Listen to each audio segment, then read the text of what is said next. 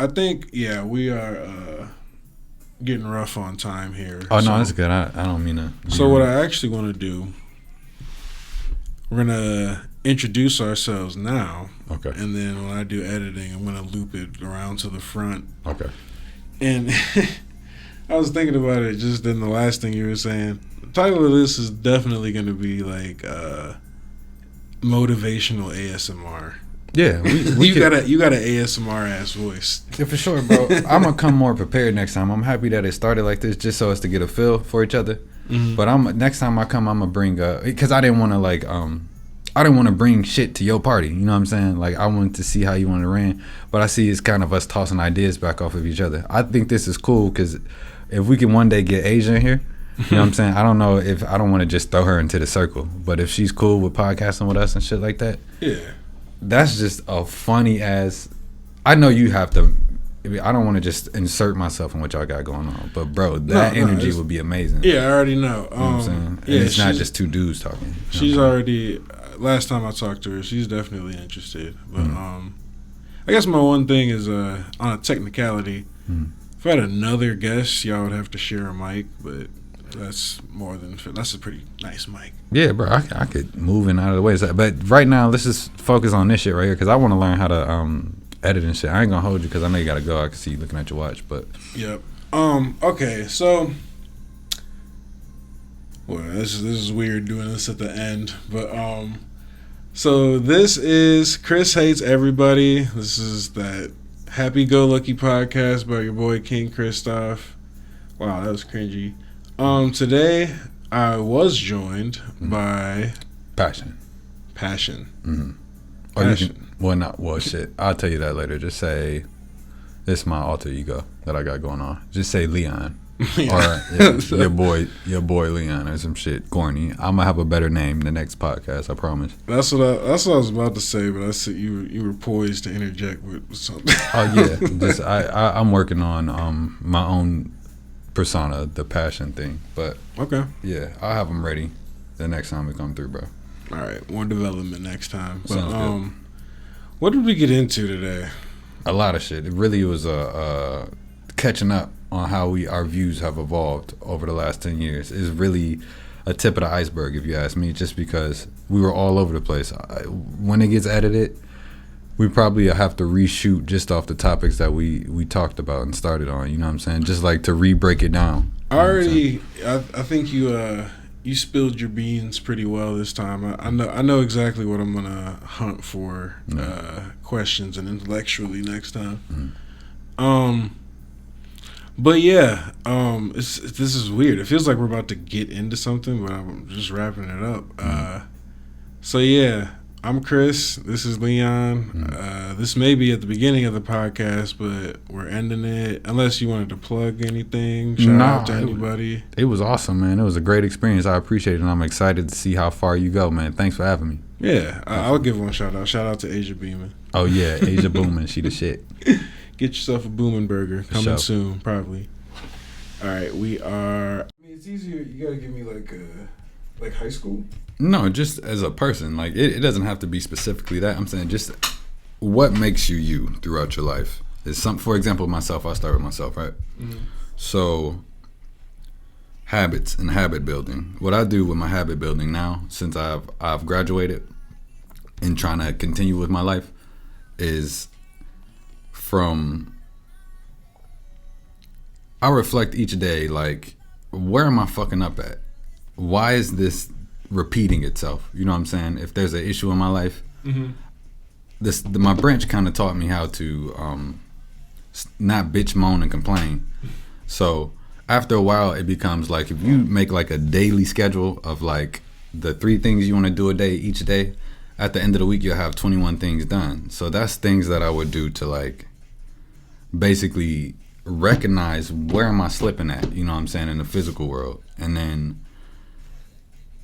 over time, when you start to document things like that and like note out your days and shit like that, you start recognizing I still keep not making this point in my life, like this for school, right?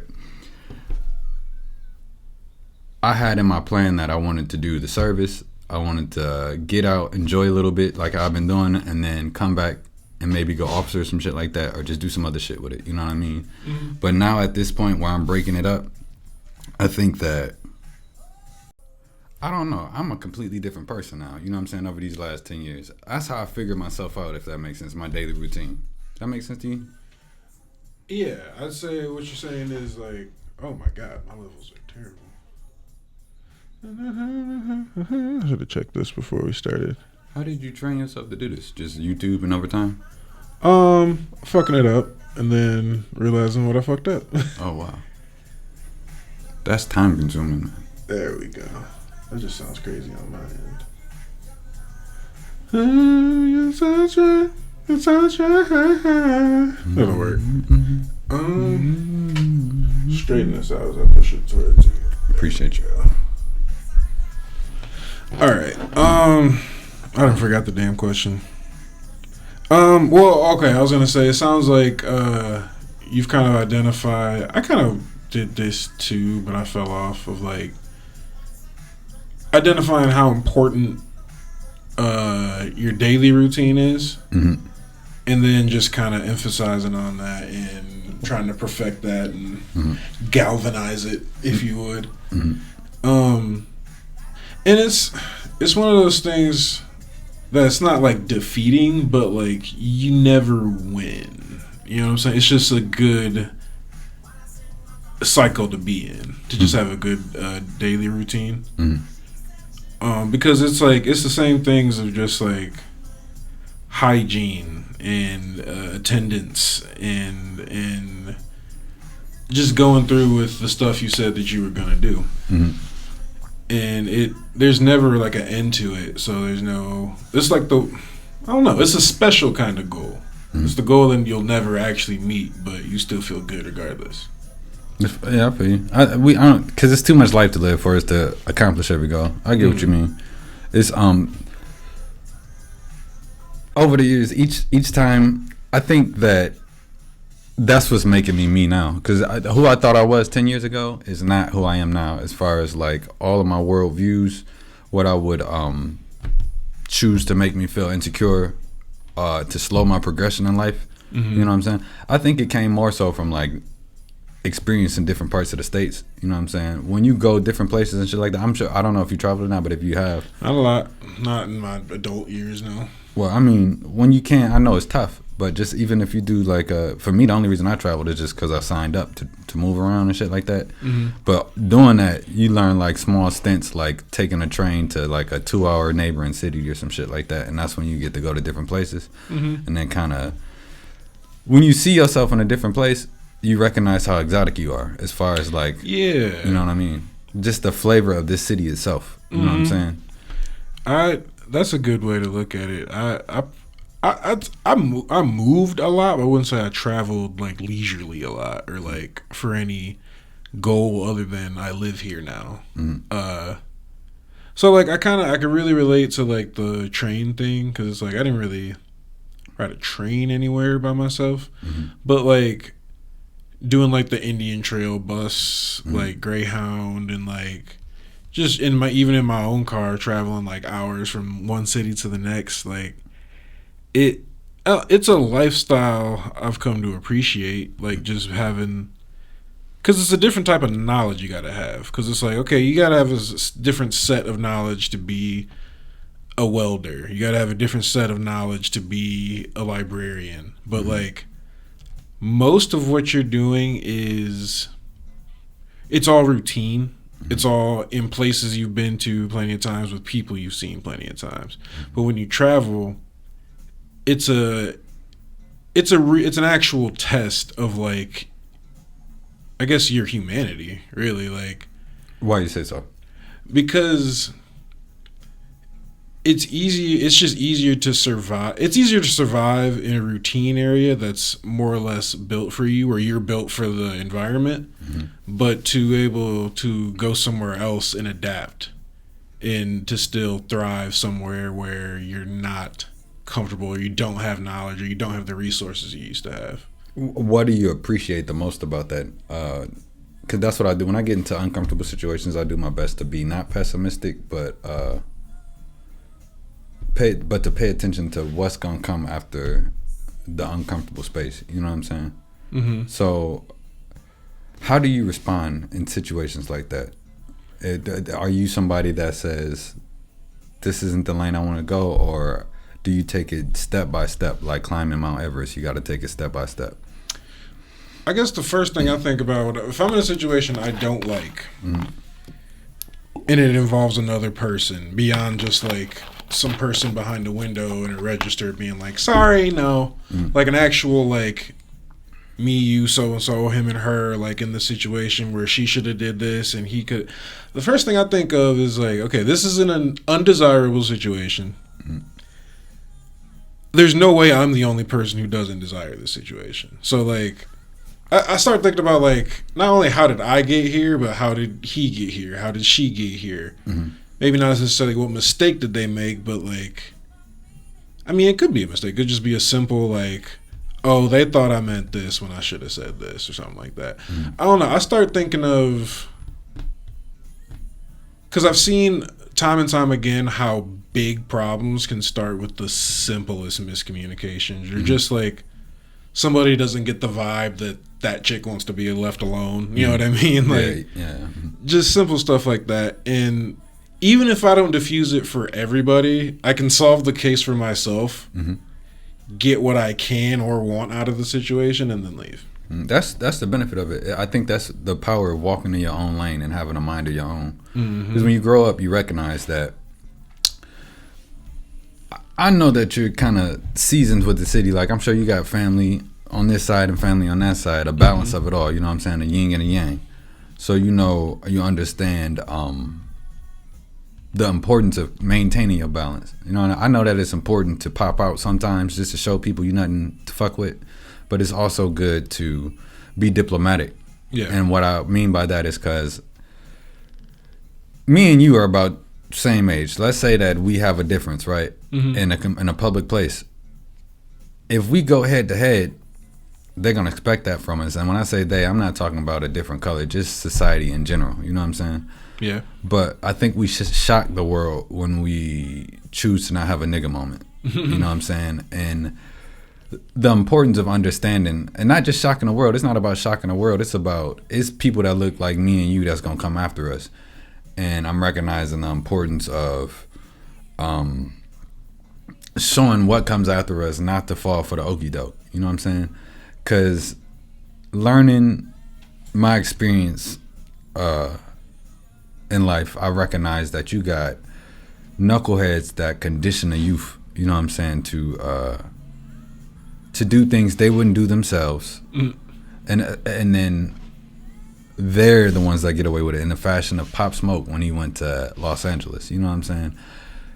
When he got robbed, that was two young knuckleheads getting guided by an older man. I was 10, 15 years older than him that's been in that environment and completely see what them two kids couldn't see. You know what I'm saying? Just gassed them up for just destruction you wouldn't be held responsible for, really.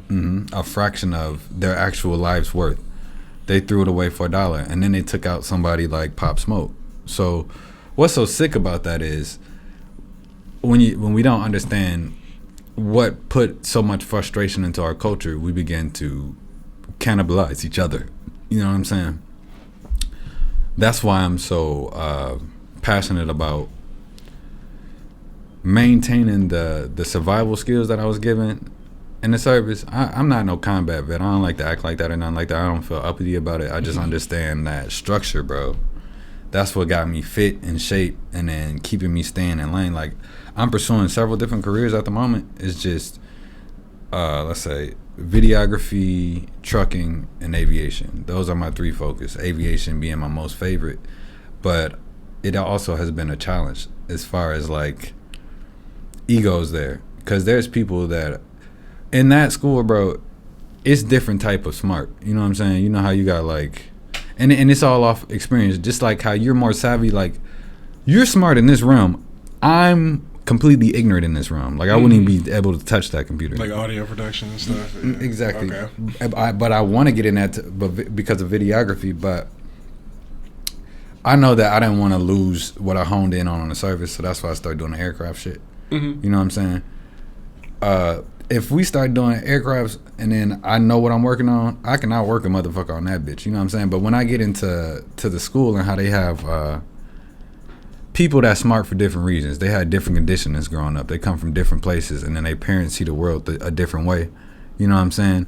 So they have them mantraed into seeing the world as they see it, where they come from and shit like that. So, and there's nothing wrong with that. It's just learning that you have to learn how to adapt your wisdom, because then it becomes an ego issue in there, because it's people saying, no, I know I'm right because of this. And then you saying, no, motherfucker, I know I'm right because I've been doing this part. You know what I'm saying?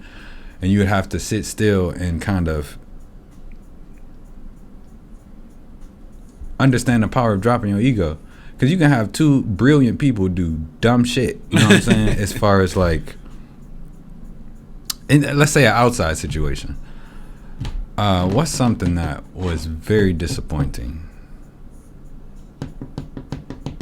that I wish I didn't see happen? I don't even want to talk about other people's business, but you know what I mean. You know how when you see people that do something that wasn't necessarily needed, but and they're an example to the community, and when they do something like that, it's a blow to how you see them. I think like I give grace in those situations, just because I start to recognize shit like you never know how people get poked with on their day-to-day basis. Oh yeah. You know what I'm saying? Oh yeah. This is probably a little bit of a hot take, but like it's a lot of like there's a lot of like white people in the world that you could easily perceive as like, oh, they're racist, they're a piece of shit, don't even like talk to, I don't want to talk to them, whatever. I usually give them like a chance or two, because like it's all with the perspective thing, because Absolutely. It's like, depending on where this person's from or in what capacity they've dealt with other races, like you may very well be dealing with, and this is an extreme example, but I consider all extreme examples. You could be dealing with a white dude who's only dealt with the black dude who fucked his sister back in high school or something like that. And it's like that is the most intimate, like that is the most depth he has ever reached with that other race. And so every other interaction is going to be through that frame, through that lens. So like, I'm a humorous person, so I often do kind of look at people through that perspective if I see them as being racist. But like, I don't know. It helps me. It helps me to be like, you know what? They may not have a good reason to be racist, but they have their reason. I can respect that. I can respect that on most anybody having any problem of like why I think they're being an asshole. It's like their perspective on this thing may only lead them to look at it this way. And if they're not completely in my way, I can probably work around it. Yeah, no. I think that this society, we haven't dealt with our trauma properly. And what I mean by that is, when you study Germany, after Nazi Germany, right? Even when you study the rise of how the Nazis started, right? And the reason I mention Nazis is because Hitler himself said that he got his inspiration from watching the Ku Klux Klan here in America. You know, when you listen to his dialogues and shit like that. And I'm studying him just so I can make sure his seeds don't survive. You know what I'm saying? That's part of who I am. You know what I'm saying? On my own vigilante shit is stopping Nazis. I'm big on that. I joined the Navy to say all Nazis must die. And it's because of how I studied Malcolm. You know what I'm saying? And when you get into these period pieces, this is something that I always combat this with, right? I like this topic right here. Okay. Some people might look at Malcolm and they listen to his words and they're not putting it in the timepiece and not seeing what it was responding to. You know what I'm saying? If you watch his evolution, you'll see that he was confused by the Honorable Elijah Muhammad. I believe so myself. You know what I'm saying? I didn't like how that went down, but I'm studying how Malcolm started. Malcolm was a hood, and what happened was his father was a Garveyite. Born in Nebraska, he was a very, and if you know anything about the Garveyites, they were very stand-up men. They were Marcus Garvey. Okay. Okay. Yeah. They were the resistance to the supremacy that had ruled the land at the time. You know what I'm saying? And before we start this is what something my service helped me see. The Klan is hiding from something, brother. And what I mean by that is there's bigger monsters in the world than the Klan. You know what I'm saying? That's why they find little holes throughout the states to hide. You know this through how you said, when you see a white person being a good person, right? Mm-hmm. And then you got a Klans member over here. The Quaker, right? If you know the history of the Quaker, they can't stand the Klan because people are getting confused with their image. You know what I'm saying? The same way. What if you see a Klan member that look exactly like a Quaker? This guy does something evil to you, and then you just see this guy like blue, and you're like, yo, motherfucker, like you the motherfucker that did so and so to me. Uh-huh. You know what I'm saying?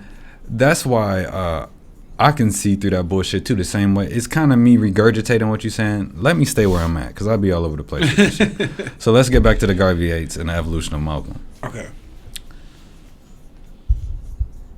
His father they moved to Lansing. This is where he gets his education at. The teachers are telling him, Malcolm, you can do handiwork, but you can't be a lawyer. You can't be other things like that because it's not for you. So they're seeding in his head that he's not capable or enough. From that, he has to basically resist the turmoil of a childhood that he had, because his father was murdered by the Ku Klux Klan. They tied him up and laid him on a train track and said he killed himself. You know what I'm saying? So now he's fatherless. His mother's dealing with, they had a whole nation of kids, motherfucker. I'm talking about like the Wayans brothers type of kids. They had a lot of kids, you know what I'm saying? His mother got driven insane into an insane asylum. You know what I'm saying? So this is his story. He grows up in the streets, and around 20-something, he gets arrested. 2023, he gets arrested. But in this story, he's learning himself. Like, he's one with the streets, and then this is complete raw Malcolm at this point. He's got a job at the train station. He's charismatic enough to move through the secret society of white supremacy that roamed the land at that time. He used to sell reefer on the train and all that shit. You know what I'm saying? When he got arrested for heisting. But they charged him the most for fucking the white woman he was fucking with. You know what I'm saying? That was more of a statement. We gonna throw the book at you because you was fucking these white women. And then you gotta think about it was in that time period. Mm-hmm. So he does his conversion in prison. You know what I'm saying? Because I think that isolation saved him in the same way that it saved Wallow from Gillian Wallow, $1 million worth of game. Because it kept him out of that dangerous environment of, I'm just going to end up falling back into my habit if I'm around all my old friends, you know what I'm saying? Drinking, fucking the same women, all this other shit. That's when he kind of found his root. As he began to get power in the mosque, because he ran the mosque in Detroit and in Chicago. I think what happened, it was the ego within the nation, because the Honorable Elijah could recognize Malcolm's power within the nation, his influence, you know what I'm saying? And it's wisdom for him to say, I got to make sure that I got to get you out of here, Malk, because you're going to take my structure with all your different views, you know what I'm saying? So he splits off, and from here, he has different views because he's hearing all the different rumors about the Honorable Elijah Muhammad. He's doing his own investigations, and shit is not running how he wants to run. He ends up taking his voyage to Mecca. When he gets to Mecca, he meets a whole different form of Islam. That's when he recognized the brainwashing that we got here is not necessarily what the rest of the world is. When you look at the scale of the U.S., and I'm a proud American. I love being American. That's the first thing I say. No bullshit. You see how exotic all Americans are, not just black Americans, just Americans, period. Because of, we are one of the big wigs in the world. You know what I'm saying? Everybody always got their aim at us. You know what I'm saying? And then everybody's looking at us. They can say they don't like us, but they always bring their ass up over here. You know what I'm saying? Yeah. No matter where they coming from, white, black, pink, blue, yellow. Motherfuckers end up right to this motherfucker. You know what I'm saying? I'm sorry for slapping your table. It's not the table. It's the mic. You gotta apologize to. Oh, I'm sorry, bro. But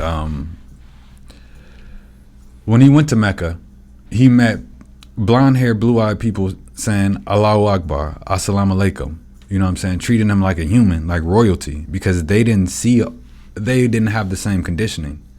So when he did that, I think that was something that changed his heart and how he's seen the world. He made friends with the United Nations. You know what I'm saying? If you pay attention to who he would keep a camera on him. The reason he would keep the camera on him is because he understood the power of TV programming. It's exactly that, the name of it. When you look at our caricatures, when TV started, it was a lot of like eyes not smarter than yous and all that other shit, right? Mm-hmm. That's what made him take images of who we really are so he could present that to the world. You know what I'm saying? That's why I got videography in me, because I watched him with that shit. You know what I'm saying? I knew the power of it because you control the narrative with now that the image. I can really relate to is like, I'm not gonna say, well, like just to outside races when like, oh, you know what I'm talking about when like you're around. I'll pick on white people. I don't care. No, don't pick on white people. And I'm saying don't pick on white people because I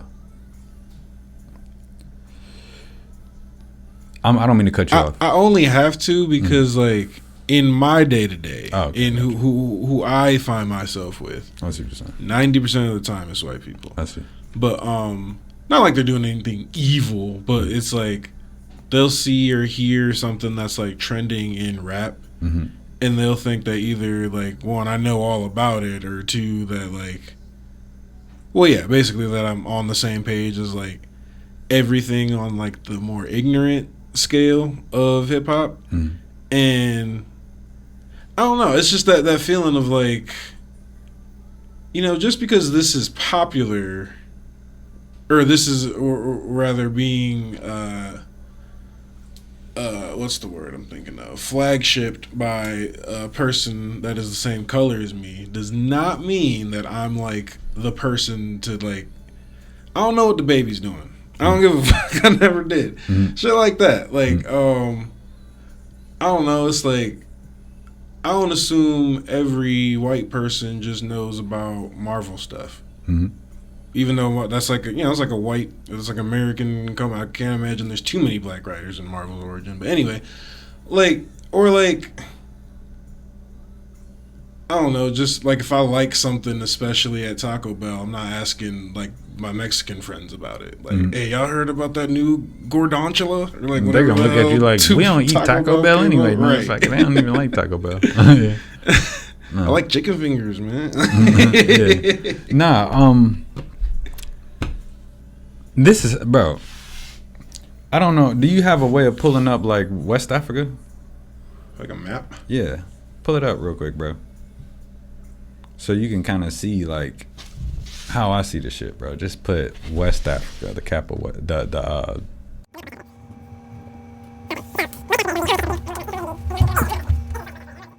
I mean, I don't agree that I don't believe in racism. I believe in racism. It's just gotta be genuine and localized. What do you mean, like you believe in it? You mean in practicing it, or you mean in? As in, I can base my actions and thoughts around a perception and then adjust accordingly. Like that. I guess that's the part where I would like to plea as a good person, whereas like, yeah, I will have a racist thought, but I'll adjust when I need to. Like, I guess with the local thing, what I'm saying is like, okay, yeah, I won't pretend to know white people, but I know the white people around here. You know what I'm saying? Like around Saginaw, it's like, yeah, I know what I'm getting into. There's a couple of like off the charts, like actual like creative flavors of people out there, but by and large, it's like I know what I'm getting into around here. That may change the next city over. We're in the break-off zone from you know what I'm saying, from Detroit, Flint, in our city, and then right here. I get what you're saying. I slowed up just from moving around the country. I kind of slowed up. How do you say, my monologue when I reference white people, just because I made enough friends to see how it offended them. You got to think about, if it's this guy that came from some place like Washington, right? And they're very like anti-racist in Washington. That's where Nirvana and them came from and all that, you know, teenage people. Kurt Cobain, I believe he committed suicide just because of his sight in the world. If you watch how he do interviews and shit, he look mean, he's not mean. It's something that he can see. Like, for example, I'm sorry. You got a charger, bro? You mind if you got this kind of... Thank you. I appreciate you, bro.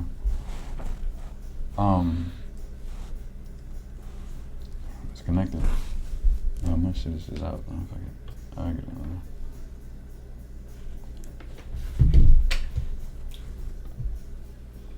Oh, no shit. Fuck.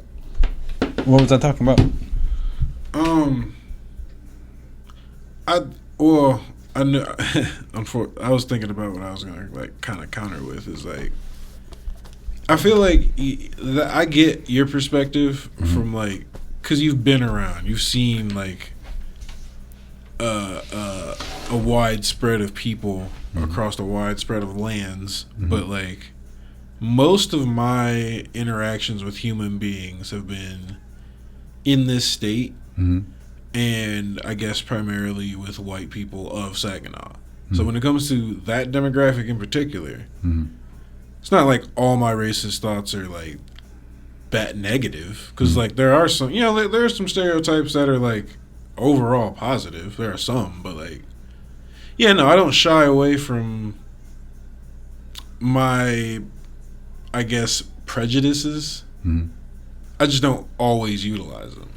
I think that you should explore your emotions and why you feel them ways about certain people. I remember what I was saying now, and not to take your validation away from you. I'm not gonna sit here and act like I didn't have confusion about how I felt about being treated growing up. You know what I'm saying? It's just I recognize how that frustration destroys who you are. You know what I mean? As far as like what I was getting at with Kurt Cobain is, he could see a world order that me and you can't see. We'll never see it. You know what I'm saying? Because it's not for me and you to see. You know what I'm saying? That's something that Malcolm had a knowledge of when he did those interviews. He wasn't necessarily just talking to the interviewer. He was watching them people in the crowd saying, "We're going to kill you, nigger, after we get out of this motherfucker." And he still was keeping his cool. You know what I mean? So that if you think about that, if you watch his movements, you'll see the movements in the crowd and shit and what they doing. You know what I mean? So he not only having a conversation the same way me and you having, he got to have a conversation with body language, and then he also got to have whatever the fuck else is going on politically going on. You know what I'm saying? So he's multitasking. He's having several different conversations at one time if you're paying attention, because the interviewer is playing with his PFC, prefrontal cortex. It's the front of your brain that controls frustration. You know what I mean? The interviewer was specifically hitting on points. He's saying, please don't do that. Respect me. Be diplomatic. We came here to have an interview. He's going to consistently hit him at these points of respect, because he knows it's like putting salt on a wound in that time of, I'm not going to respect you, nigga. You know what I'm saying? So, I don't know. He had a diplomacy about him. I was getting into the world order about that part. But let me get back to the world order that Kurt Cobain could see too. I believe he could see as well, as far as he just, the same way you referencing, you know what's what. You know what I'm saying? You ain't stupid. It's just certain things I can't really explain it to you. Me and you will never see it because it ain't for us to see. It's, well, like, I'm coming from a perspective of like, not evolution, adaptation. Or like if every time I go to, I'm trying to think of a scenario that makes sense.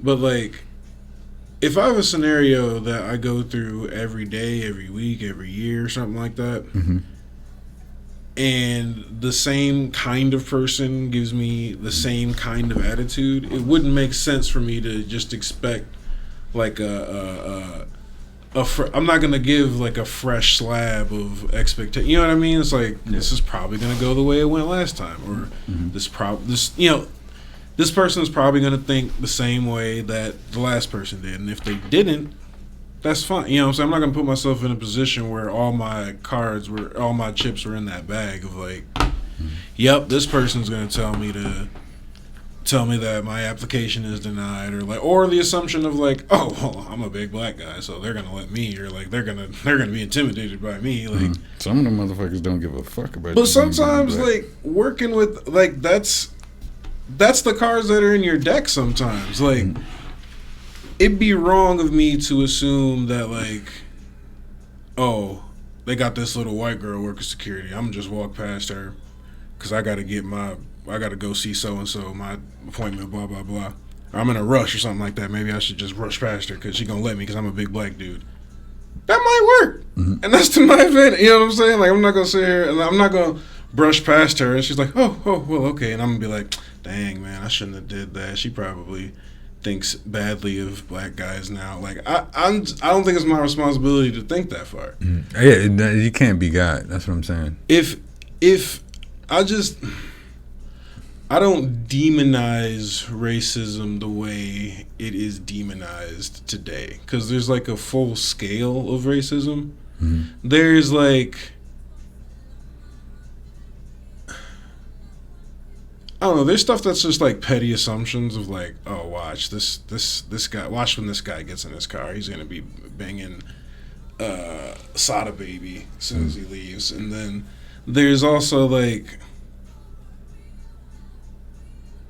I'm not gonna let this guy pay his bill when he comes to my window. I'm gonna give him problems. Like there, you know, there's scales to it.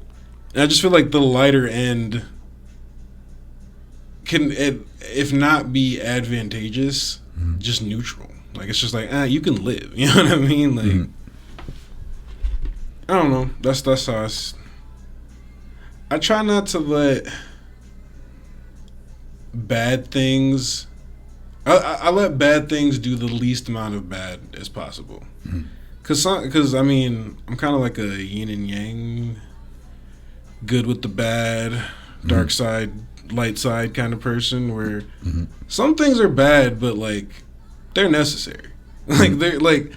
Give an example. School bullies. Yes, they are bad. Why do you think they're necessary though? Because to a degree, like as a species, we do have to have some like invisible wall system in check of like, you need to understand what's perceivably acceptable. You may not have to be it, but I think at a certain age, everyone should know. You shouldn't.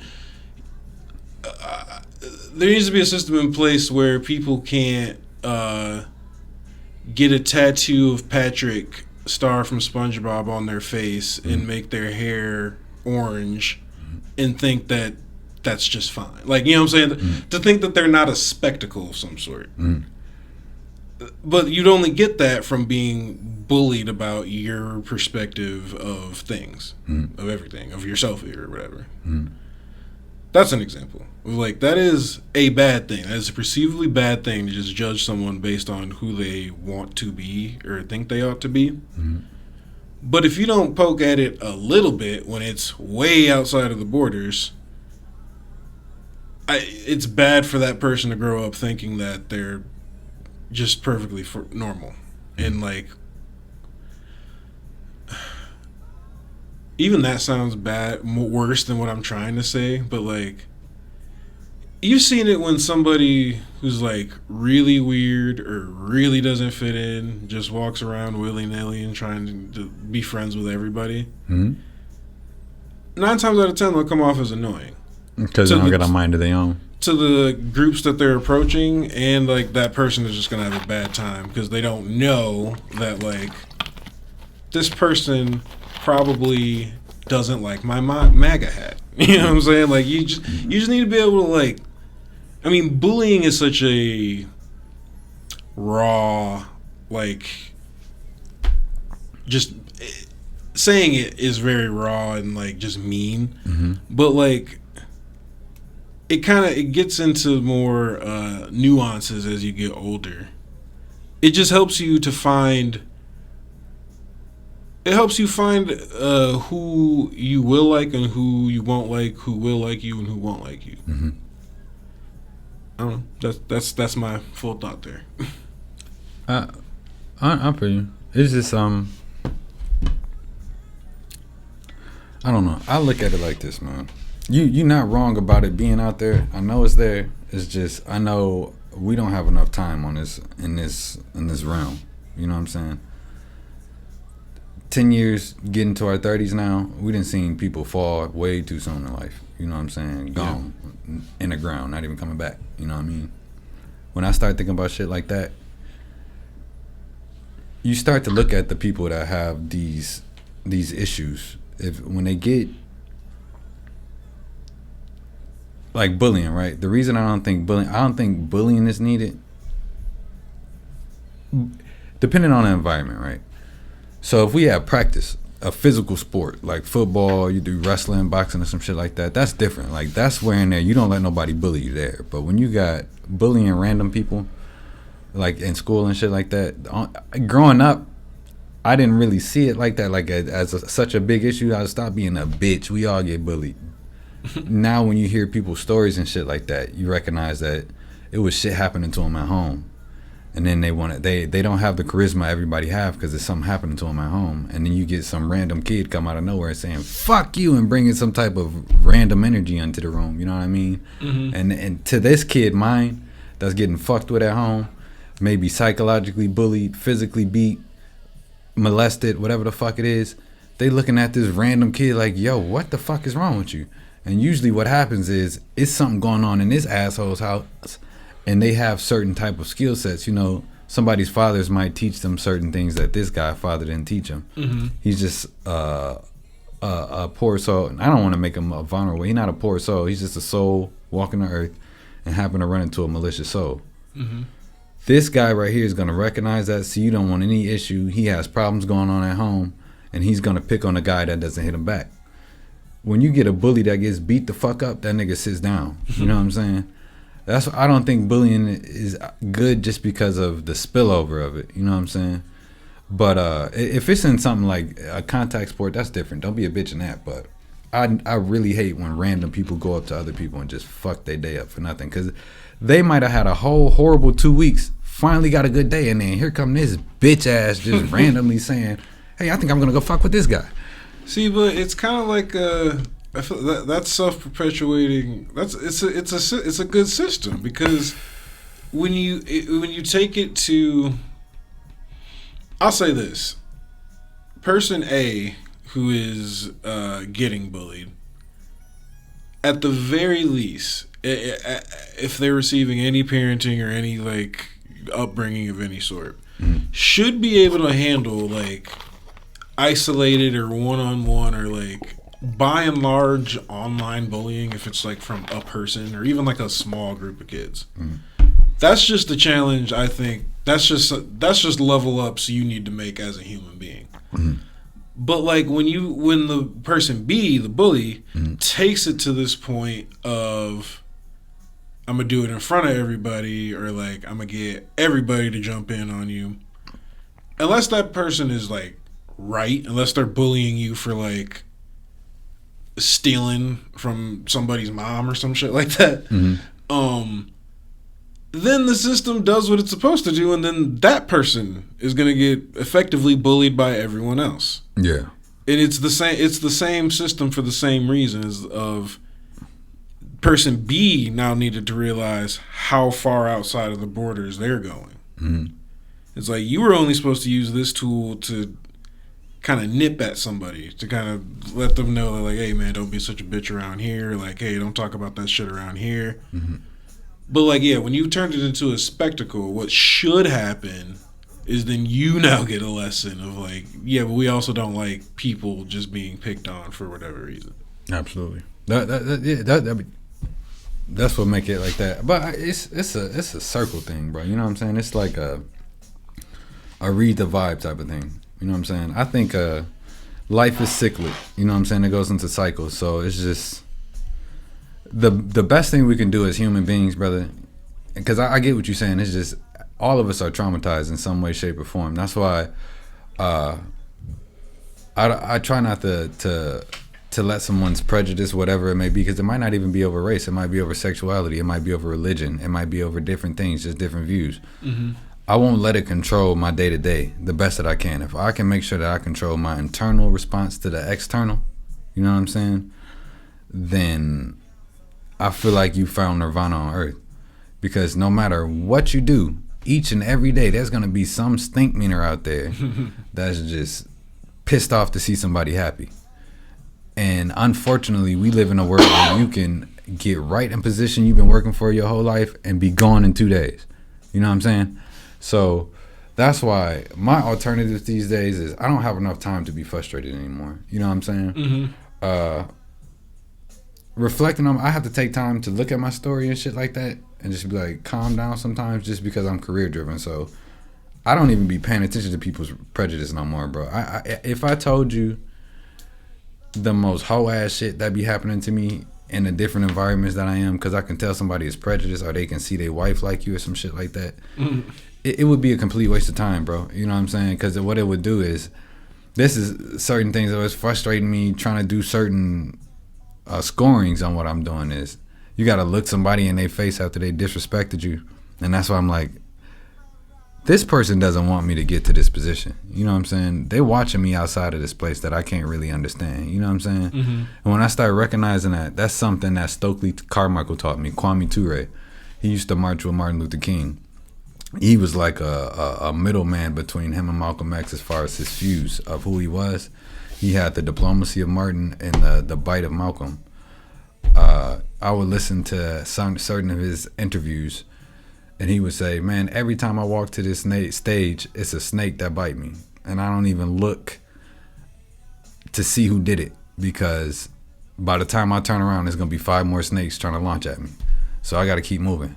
You know what I'm saying? That was his mentality. And that's what I mean by, it's certain souls in this world that gets to see what I mean when it comes to others' masonry and shit like that. You know what I'm saying? That's why I believe that you're going to either rise to the masonry that you face, or you're going to fall to it.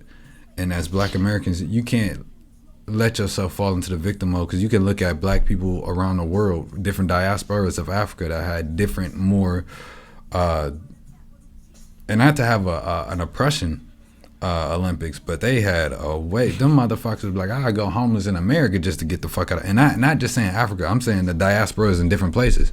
You got East Africa that went over to India, which is a poorer country than a continent than Africa itself, and they get sold for rupees and in sex slavery and shit like that. You know what I mean? Or you got how the Islamic slave trade, that's way more worse than, I don't want to say worse than, but it was longer, and they had a lot of harsh practices in the Arabic slave trade. You know what I'm saying? That's how a lot of people was converted to Islam over there. And I don't know, bro. When you get into this shit, bro, you recognize, I know it sounds fucked up, but if you has the eyes to see it, it was destined for God to kind of let us crash here. And if we have, and I'm not trying to say this like Kanye, you know what I'm saying? You know what I mean? I'm not saying slavery is a choice and none of that shit. I'm saying once you recognize I got fucked over, shake it off, and then see that all the other people that landed over here got, because really, poor white people got confused too. You know what I'm saying? When you look at who owned shit, brother, it was the same way. It's an oligarch type of, it's a special kind. It's about who can rise to the top at this point. You didn't have, every white person didn't own people. It was very expensive to own slaves. You know what I'm saying? Right. Yeah. You know so that's what I'm saying, bro. Like, not to get back into this shit, but this is just my constant cycle of, I won't let our story fuck us up. Because if you look at the Freedmen's Bank, right? What happened in the Freedmen's Bank, the reason Black people, we stick our money in the mattress, because about 20, 40 years after slavery, we were able to start establishing our own finances and our own financial systems. And could you imagine saying, we finally get a chance to get some of this? What we did was we saved our bread so much that we accumulated, I want to say, 10 million at that time, 10, a little more than that, but that's a lot of money in that time. You know what I'm saying? That was enough money to make other people say. Because what happened was, during the Freedmen's Bank, unfortunately, there was in the West Coast, you know, they were doing all the gold mining and stuff like that, and you have migrations from Asia. The difference between their migrations is they got to fortunately keep their lineage. You know what I'm saying? Their mind, who they were, and that's why the Ku Klux Klan couldn't destroy them the way we were destroyed, because we had to start our culture from scratch. When you get people from Nigeria is rich with money all over the place. You know what I'm saying? Jadena, the artist, is royalty. You know what I'm saying? Himself. You know what I'm saying? They got so much money and different shit in Nigeria. But you know what I'm saying? They're stuck on their lineage. That's why you have certain people saying, I won't say Nigerians would say this, but I know certain Africans will say, I'm not African American. I'm not trying to offend you. I'm keeping my lineage. You know what I'm saying? Because it helps them be who they are. It'd be somebody black as night saying, I'm not African American. I'm an African in America. You know what I'm saying? Type of shit. When they saying that, they separate themselves so they can keep their structure going. You know what I'm saying? Trust me, I know from the jobs I've had, actual Africans, they're not too fond of us. Well, it depends on where they come from. They ain't you know fond of me. Well, yeah, you got to just try a little better, because Africa is huge. It's so huge, it'll never. All of Africa can't get along just because of how big it is. You can fit so many different combinations of countries inside that continent. So it's going to be some Africans that you got to understand, when they migrate from a place, they find a plan and they stick to that plan. You might be getting the same flavor of Africans coming and saying, you haven't figured us out yet, so we ain't going to figure you out. Shit, what was I getting to at this part about? I don't even know how I got to this part. What were we talking about before we got there? I know it was something about... the train stations. I'm sorry. You mind if I get back to that? The Freedmen's Bank, the train station. Yes. Okay. So the Asian population, the reason the West Coast is so populated with Asian populations is a sheer proxy. The gold mining, they used to dig the tunnels for the people to do the gold digging and shit like that. Unfortunately, that went bankrupt. It was having issues and shit like that. Shit went left with that.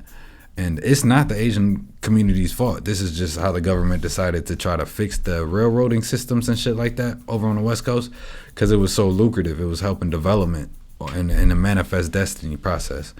They needed to make sure that the railroad systems worked.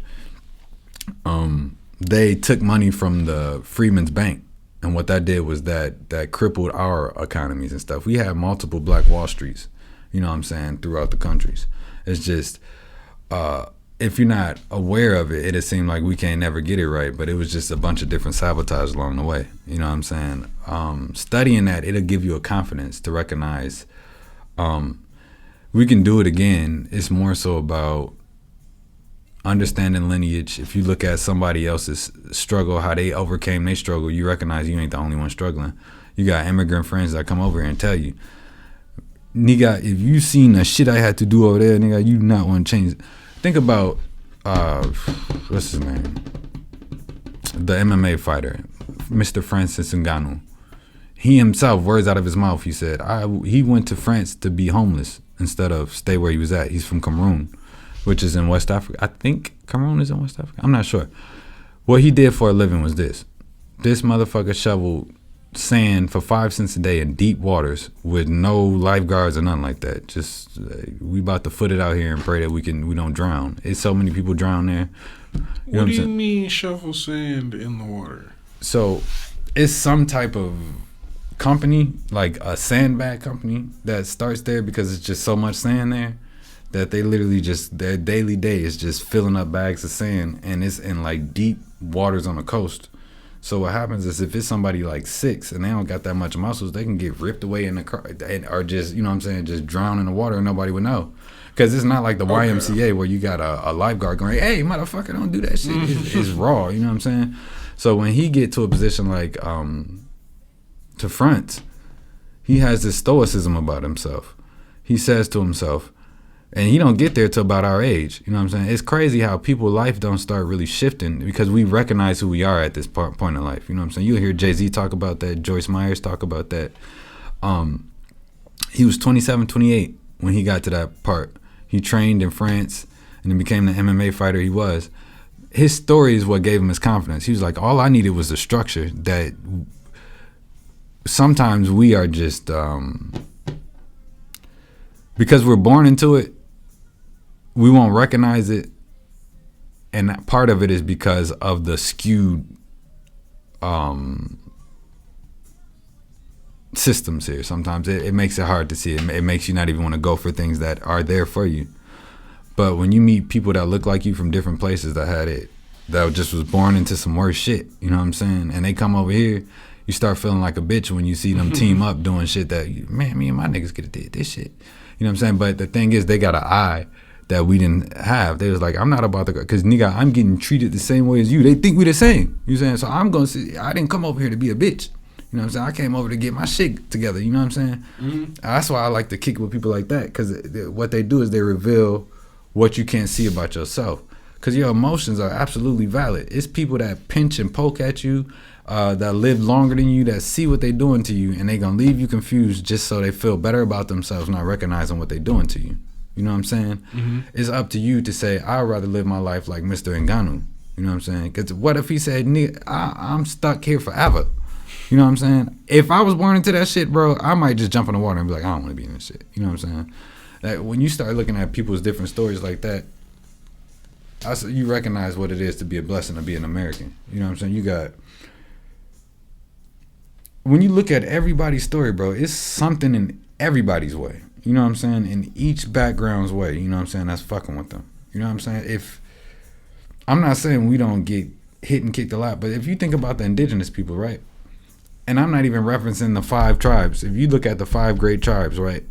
Those are the tribes that assimilated with what happened and got to maintain their lineage. When you think about how many tribes were in the States itself, not just Canada and Mexico, you can't even, it's unfathomable, bro. That you can't even fathom how many different cultures were actually here, and it's just gone. You know what I'm saying? It's not the same, but the same way you can go across West Africa and see a million different tribes. That's why it's about lineage, because that's the only way you can tell each other apart when you're in certain areas, when it's just people who look like you. You know what I'm saying? We didn't have the worst experience here. This was the native people shit. You know what I'm saying? And look how many you live in. You know what I'm saying? And I can't talk about your life, but shit, I'd rather live like this than homeless. You know what I'm saying? Right. Yeah. No. I know what you mean. It's something. I won't even necessarily say that, because, like, yes, America is a great place, but, like, and not to invalidate what you've been saying in any degree, but, like, I feel like it's more about the accomplishment of changing your system so incredibly, because, like, I feel like you could achieve the same sense of satisfaction if you pulled yourself out of one country and into a different country. Like, I don't know, the UK or some shit. Maybe Australia or something. I don't know. I'm not well traveled. But anyway, because what I can relate to is, like, because, like, right around the age you were talking about, of, like, I'd say somewhere between, like, 24 and 28, when you've lived your life in such a certain path, and you to a point to where you can kind of see ahead of it a little bit, and it's not that great. But when you step outside of that path, like, radically, like several notches up, and I'm gonna say specifically up, because I don't even know if I want to, because it's not even that much of a experience I'm referencing, but, like, when you, like, live higher than your means for, like, a week or a week or two, and then you get back, and then you kind of realize, you start to calculate the gap between where you're at and where you just were for, like, a week, and you're like, you know what? That is possible.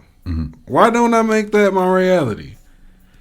I think I feel like that's the exact same feeling of, like, coming from somewhere in Africa to a, like, decent city in America, being like, dang, structure. That's how I just pulled myself out of sandy ass, dead grass ass fucking Cameroon, Africa, and now everything is fucking pavement and fake grass, and, like, there's big lights and all this glass and shit. Like, just even that visual difference will, like, make you go, okay, I can close that gap. Like, that's crazy. Like, well, I don't mean to cut you off, but it's how knowledgeable of you are Africa, because Africa is rich and not poor. It's just Africa is large.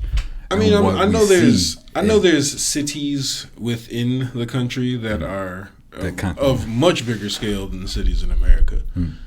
But the continent overall, I don't think is majority that those cities. I think it's mostly like the wild, you know. How knowledgeable are you of what's going on in Africa and the economy over there? You got to look at.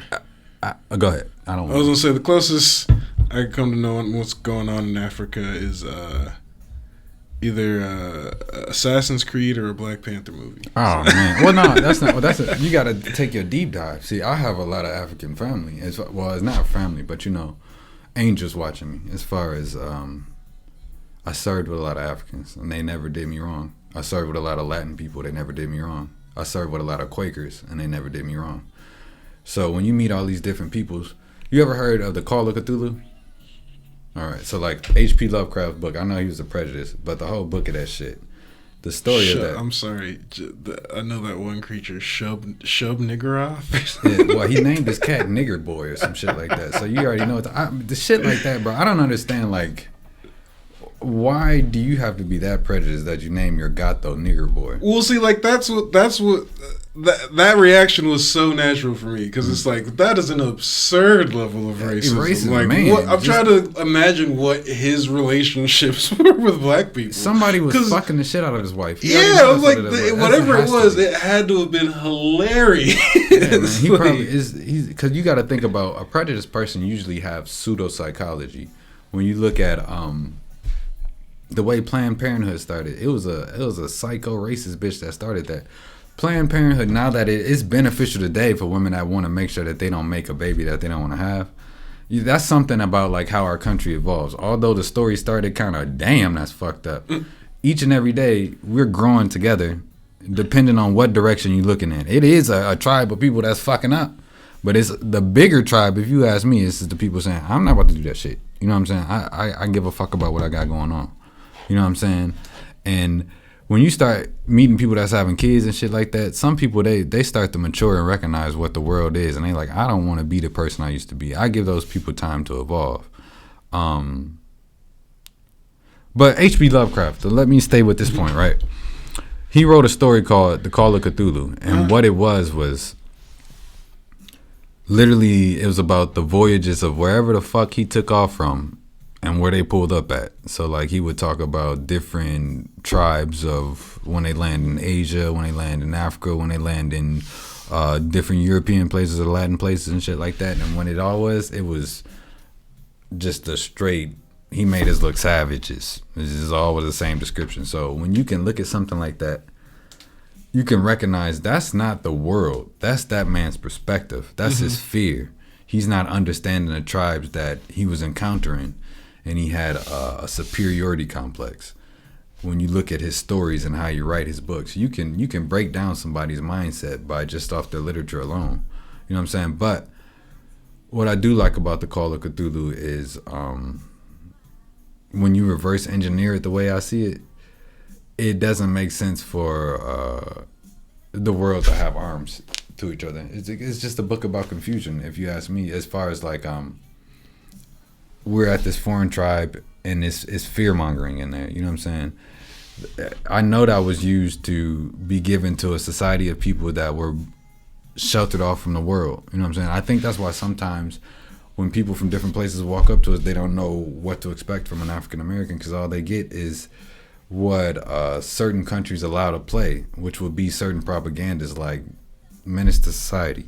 You know what I'm saying? So they think we gonna all be O-Dog or some shit.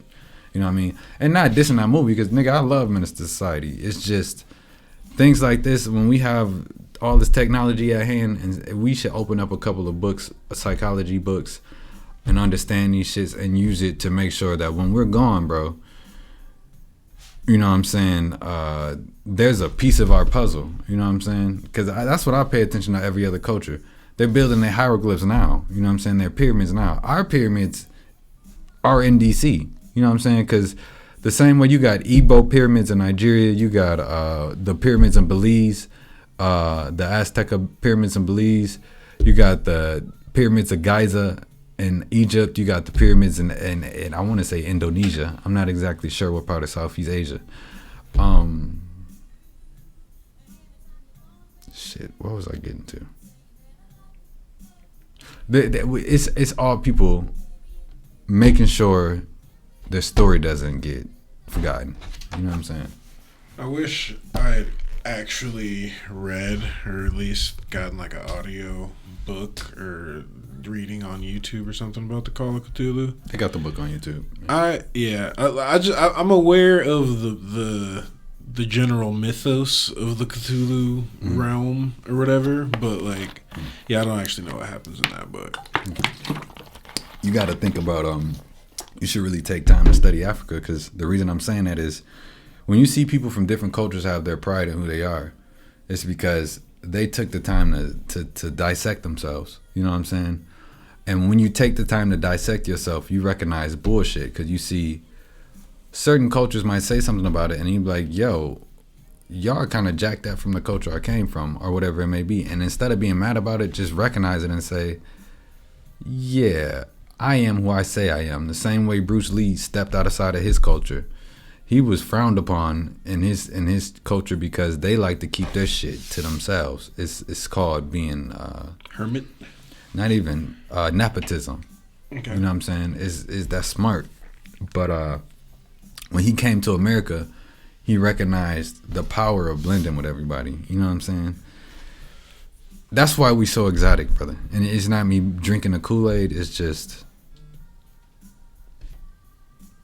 I think it's important that we don't look at this blessing that we have and live our life in a pessimistic lens, because you'll never make it to heaven. You know what I'm saying? As far as like, I think we meant to build our heaven now. I don't think we're supposed to wait for that shit. That's bullshit. You're supposed to make the life the same way. This right here, nigga, it look like you building your heaven. Mm-hmm. You know what I'm saying? I'm whenever you can hit the city, you know what I'm saying? You got to see how I got my shit set up too. Cause I mean, I just got a studio and shit like that, but it's in a nice location where you got the gym and shit and you can do everything. I'm sitting there plotting on how am I gonna make sure I can be a light to this world. Every day I go over what made me mad, what frustrated me, what was sabotaging me, and how do I make sure to address the world in a proper fashion and manner. You know what I'm saying? Because I understand, bro, it does you no good. Complaining just make the experience worse. You know what I'm saying? When do you ever feel good after you complain?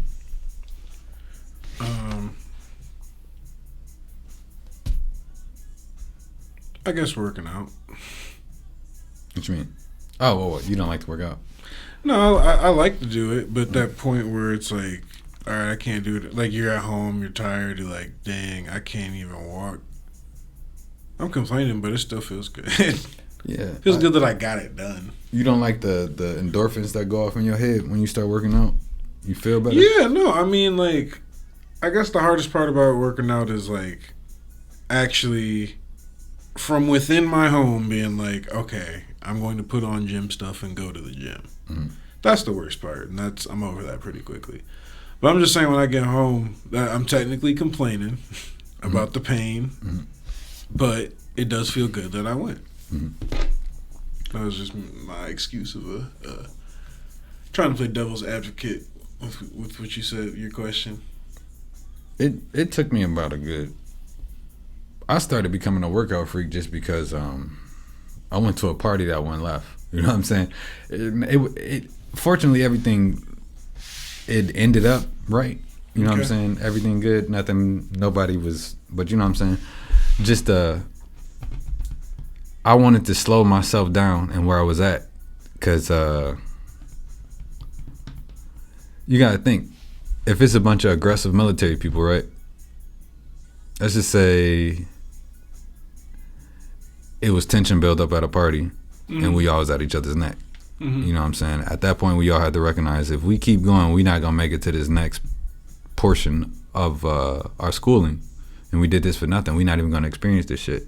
So from there, I started to just work out. You know what I'm saying? I stopped going out for a minute. Okay, so it was more about the meditation of it, not so much like, oh, I'm not getting my ass beat again. It was that. Well, I didn't get. You know, I don't know, man. Like growing up, I win and lose fights, so that part really don't scare me. I'm not scared to lose or win. You know what I'm saying? It's just,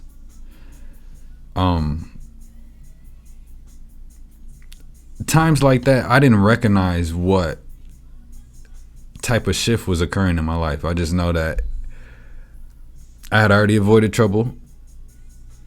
I came down there, I didn't want to get in no trouble. So I stopped what I was doing and started spending 20 to 30 minutes in the gym a day. Then it turned to an hour to hour and a half to 2 hours. You know what I'm saying? Just because that's when I started seeing my body start to change. I feel better. You start getting more attention from more women. And then, I don't know, you start, the habits that you build in the gym and start pouring over into your regular day to day. Like, I'm not going to get tired on these last 20 sets. Yep. And that's going to carry over to, well, I said I was going to hook this computer up tomorrow, but I'm going to hook it up today now, just so I can have it ready. And then by the time your progression in life is just piece by piece is going to speed up. I completely agree with that. That's, man, like, I'm trying not to become, especially because I don't have the body to pull off this kind of guy, but, like, I'm trying not to be the guy who's like, yeah, bro, you should totally go to the gym. You know, just let me know anytime you want to go to the gym, because I go to the gym all the time. You know what I'm saying? Like, one of those, like, constantly pushing the gym guys, but, like, even just on the mental health level, for some people that probably don't, like, they're fine, like, they don't need to, like, work out or, like, get stronger or lose any weight or anything, but it's like, the first thing I noticed, the first benefit I picked up from going to the gym was on the day, like, whatever the first day I decided, you know what, I gotta wake up early, or like, it's closed or something like that. The first, after like 3 or 4 days of going on, the first day I didn't go, I immediately realized how much energy I actually have. So, like, I would go after work. Normally when they get out of work, they immediately get on the game or, like, start scrolling and just basically do that until it's time to go to bed. Instead of doing, if you go to the gym, like, you'll prove to yourself, like, how much energy you actually have. Like, all the things that you normally would put off during that time, it's like, oh, man, I can actually do that, because that's so much easier than going to the gym, which was all I was already doing, which turns out that was easy to start doing. So, yeah, I always I mean, I don't literally, but spiritually, I always recommend anyone to just start going to the gym. I don't want to force extra podcasts onto you, but I mean, my guy, Planet Fitness is right around the corner, bro. Like, I think what you should do, bro. That's where I go. I'm saying it's a 24-hour thing, right? I used to go to Coops. Oh, and I haven't been there. I never got a chance to be there. Oh, Coops is dope, but yeah, they lost me when they stopped being 24 hours because I work nights. Oh, I see what you're saying. Man, because nothing sucked worse than out of nowhere they get that. But like, see, but I go at like 4 a.m. So the day that they switched from 24 hours to opening at like 6 or whatever. So you're telling me I gotta go home, just not fall asleep for like an hour and a half or 2 hours or whatever, and then go to the gym and start working out? I mean, and then once I moved here, I would be dumb as hell not to go to Planet Fitness. So yeah, I got rid of Coops, and yeah, the Planet Fitness life has been doing me well. God bless them. I heard it's a good gym. I don't got nothing negative to say about them. I'd say it's nicer. It's just, it didn't make sense for me.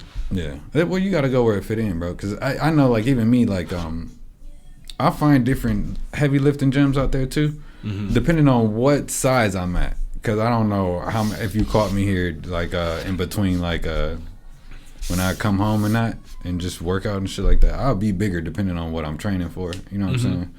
But and sometimes I'm just training to be ready, because you never know when the fuck you gonna run into somebody. But I like gyms like Planet Fitness because light skinned niggas got a lot of ops. I don't know why. They're stealing a lot of girls. I mean, it makes sense. That's why. Really, if I'm keeping the slip with you, bro, I made sure to stay abstinent the last several years, just because of I had my fun.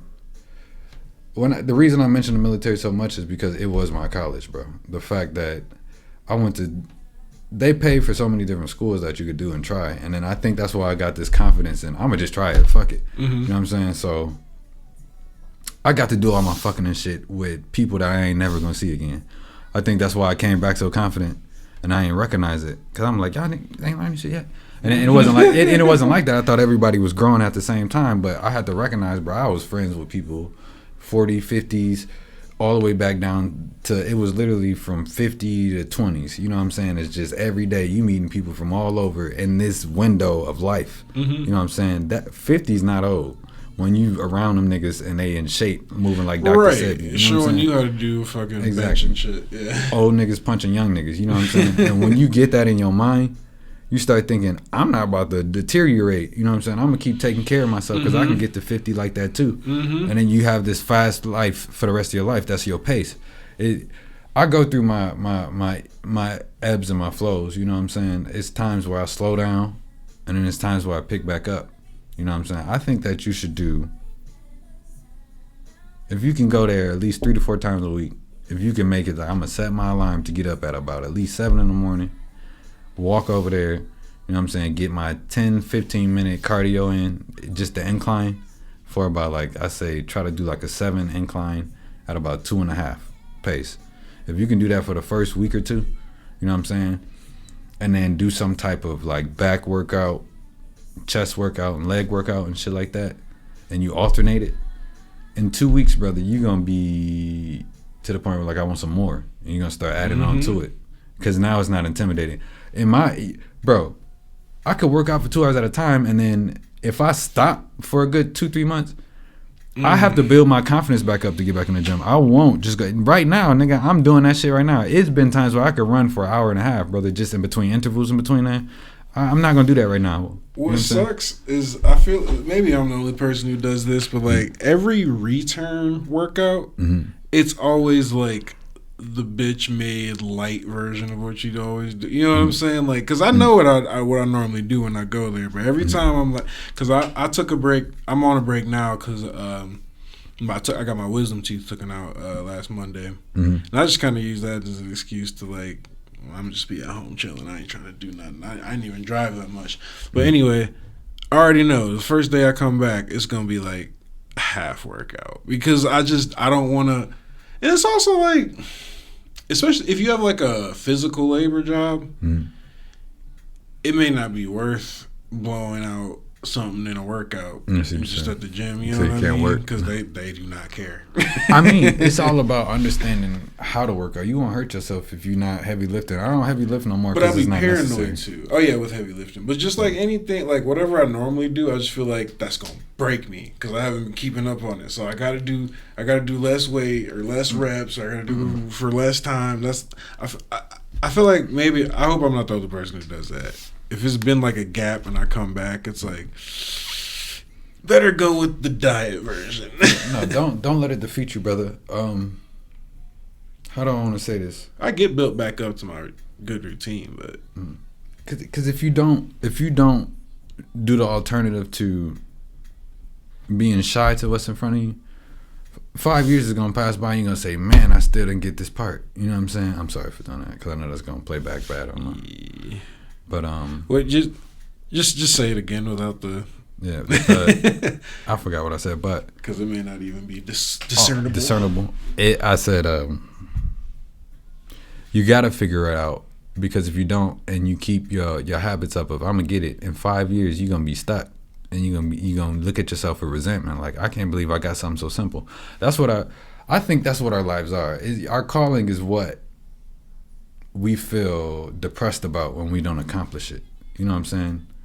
For me, like, even in the back of my mind right now, I'm not really handling my test the way that I should be, but I was so out of touch. The fact that you invited me to this, bro, it did wonders. You know what I'm saying? Whether you know it or not, I gotta admit it, because you never know.